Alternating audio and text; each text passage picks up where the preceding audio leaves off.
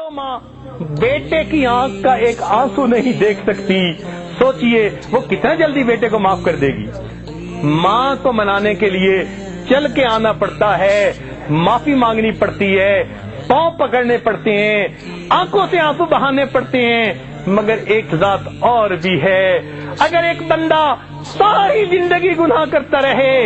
مگر اپنے گناہوں پر کہیں بیٹھے بیٹھے دل میں نادم اور شرمندہ ہو جائے، حدیث پاک میں آتا ہے الندم توبۃ،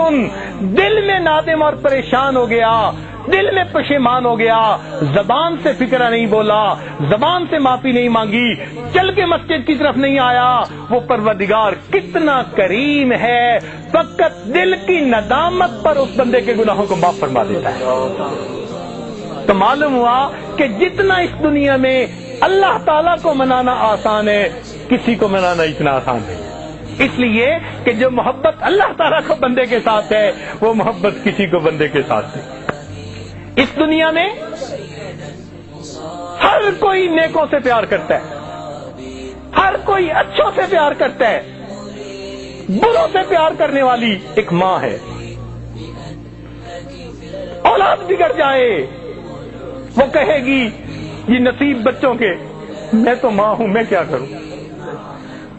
بروں سے محبت کرنے والی اس دنیا میں اگر کوئی ہستی دیکھنی ہے تو وہ ماں کی ہستی ہوتی ہے۔ اگر ماں ممتا کی وجہ سے اتنی محبت کرتی ہے تو اللہ رب العزت بھی اپنے بندوں سے اس کے پڑھ کے محبت کرتے ہیں۔ اس لیے 100 سال کا بوڑھا ہڈیوں کا ڈھانچہ بن گیا، منہ میں دانت نہیں، پیٹ میں آنت نہیں،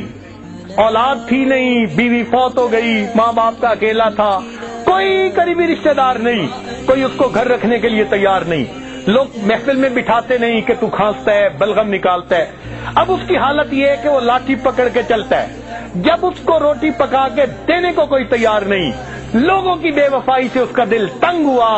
اداس ہوا، اور اس نے سوچا اوہو میں نے ساری زندگی مخلوق کی محبتوں میں گزار دی، کاش کہ میں اپنے رب سے دل لگاتا۔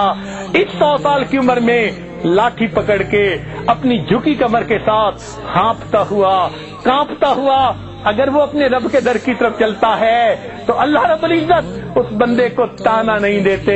تو نے اپنا جمال کہاں ضائع کیا، اپنا مال کہاں ضائع کیا، کیا ہے تمہارے پلے، اب تمہیں یہ وقت یاد آیا۔ میرا پروردگار اپنے بندے کو کبھی یہ الفاظ نہیں فرماتا، بلکہ وہ اگر بوڑھا بھی چل کے آ رہا ہوتا ہے، اللہ تعالیٰ کی جو ہے حدیث قدسی اس کا جواب ہے کہ میرا بندہ میری طرف ایک بالش چلتا ہے، میری رحمت 2 بالش جاتی ہے، اگر وہ چل کے آتا ہے وَإِنْ أَتَانِي يَمْشِي أَتَيْتُهُ هَرْوَلًا، میرا بندہ چل کے آتا ہے، میں بندے کی، میری رحمت بندے کی طرف دوڑ کے جاتی ہے۔ تو جو پروردگار اپنے اس 100 سالہ بوڑھے کو بھی تانا نہیں دیتے،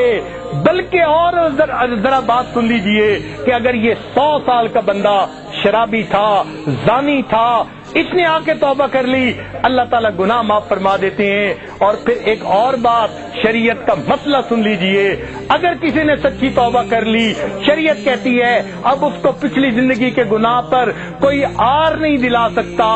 تانا نہیں دلا سکتا۔ حدیث پاک میں ہے اگر کوئی بندہ گزری ہوئی زندگی کے گناہ کا کسی کو توبہ کے بعد تانا دے گا، اللہ تعالیٰ اس بندے کو موت نہیں دیں گے جب تک اسی گناہ کی ذلت میں گرفتار نہیں فرما دیں گے۔ میرے بندے نے توبہ کر لی، تم کون ہوتے ہو تانا دینے والے؟ سبحان اللہ، وہ کتنا بڑا پروردگار ہے۔ اس لیے ہم اپنے دلوں کی گہرائیوں سے آج سبق کو یاد کر لے، اپنے ایمان کو مضبوط سے اثبت کر لے۔ ہمارا اس دنیا میں پالنے والا اللہ رب العزت ہے، اپنی امیدیں اللہ سے لگائیے، اپنی ضرورتیں اللہ تعالیٰ کے سامنے پیش کیجئے، اپنی پریشانیاں اللہ تعالیٰ کے حضور پیش کیجئے۔ ہر بندے کے سامنے اپنی زندگی کے حالات کو کھولتے پھرنا یہ زیب نہیں دیتا۔ ہر بندے کو بیماری نہیں بتائی جاتی، فقط ڈاکٹروں کو بتائی جاتی ہے، اسی طرح حالات ہر بندے کو نہیں بتائے جاتے۔ اللہ تعالیٰ کے سامنے ان حالات کو پیش کیجئے، اللہ سے لو لگائیے، دیکھیے وہ پروردگار کس طرح ہماری دعاؤں کو قبول فرماتا ہے۔